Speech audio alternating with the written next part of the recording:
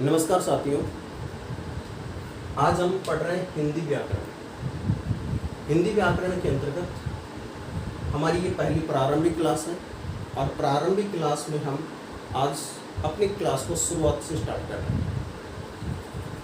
जो starting class में हम सबसे पहले पढ़ेंगे लैंग्वेज के संदर्भ में। लैंग्वेज क्या होती है, भाषा क्या होती है, अपने भावों को व्यक्त करने के सशक्त माध्यम को या अपने भावों को व्यक्त करने के माध्यम को भाषा कहते हैं। जिस माध्यम के द्वारा या जिससे हम अपने भावों को व्यक्त करते हैं वो भाषा कहलाती है। जिस भी तरीके से हम अपने भावों को कह रहे हैं, हम अपनी बात को किसी तक दूसरे तक पहुंचा रहे हैं, कम्युनिकेशन का जो माध्यम है उसी को भाषा कहते हैं।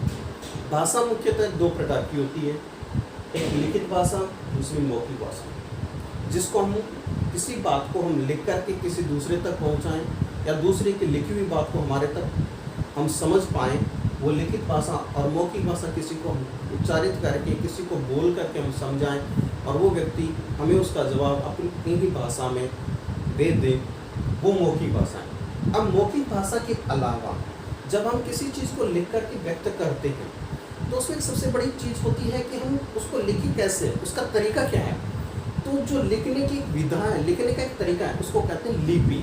अब लिपि क्या है वो मैं आपको बताता हूँ।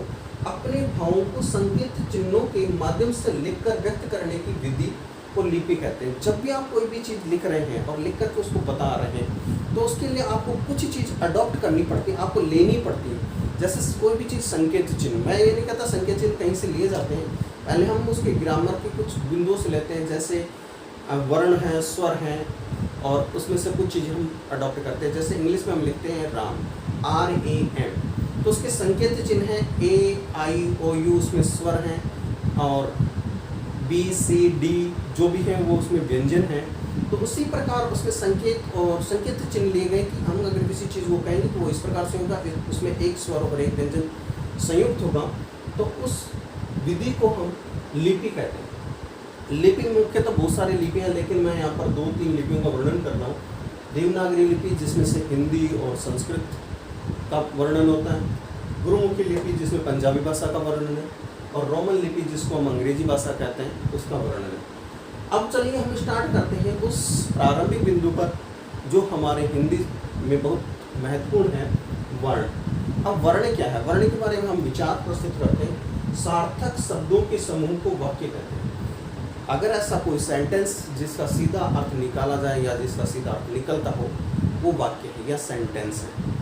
उस सेंटेंस में बहुत सारे पार्ट होते हैं, बहुत सारे पार्टों से बनकर के एक सेंटेंस बनता है, एक वाक्य बनता है। बहुत सारे अंगों के द्वारा, बहुत सारे छोटे छोटे अंगों के द्वारा, पदों के द्वारा वाक्य बनता है। वाक्य होता है, वाक्य का छोटा हिस्सा पद होता है, पद का छोटा हिस्सा वर्ण होता है। या हम ऐसे करें, वर्ण मिल करके पद बनाते हैं और पद बन करके एक वाक्य बनता है। तो पदों की सबसे छोटी इकाई या वाक्य की सबसे छोटी इकाई है वो वर्ण है। अब वर्ण का जहाँ पर हम वर्णन कर रहे हैं, वर्ण भी एक प्रकार के नहीं है। हिंदी में वर्ण 2 प्रकार के हैं, स्वर और व्यंजन। स्वर हिंदी में 11 हैं, ए, आ, ई, उ, री को कुछ विद्वान मानते हैं, कुछ नहीं मानते, इसमें विवाद है। तो माने या ना माने, हम यहाँ पर इसको मान करके चल रहे हैं। री, ए, आई, ओ, आउ, इस प्रकार से 11 स्वर हैं। व्यंजनों की संख्या 33 है। अभी मैं यहाँ पर आपको व्यंजन नहीं बता रहा हूँ व्यंजन कौन कौन से हैं, क्योंकि उसका छोटा सा एक सूत्र मैंने आपको लिख दिया। स्पर्श 25 स्पर्श हैं, कादयो माउशानम स्पर्श, कैसे लेकर के मैं तक के जो वर्ण है वो 25 वर्ण है, और वो 25 वर्ण व्यंजन में है। यह, रलव, अंतस्थ, य, रै, व, ल, ये 4 अंतस्थ हैं। उष्ण, श, स, है, और संयुक्त जिसको क्षत्रज्ञ भी बोलते हैं बहुत सारे लोग, श्र भी आता है उसमें। इस प्रकार से, लेकिन इस संयुक्त वर्ण को इसका पूर्व प्रयोग हो चुका है, इसलिए इसको वर्णों में, व्यंजनों में नहीं गिना जाता। इस प्रकार से 33 व्यंजन और 11 स्वर मिलाकर के करीब 44।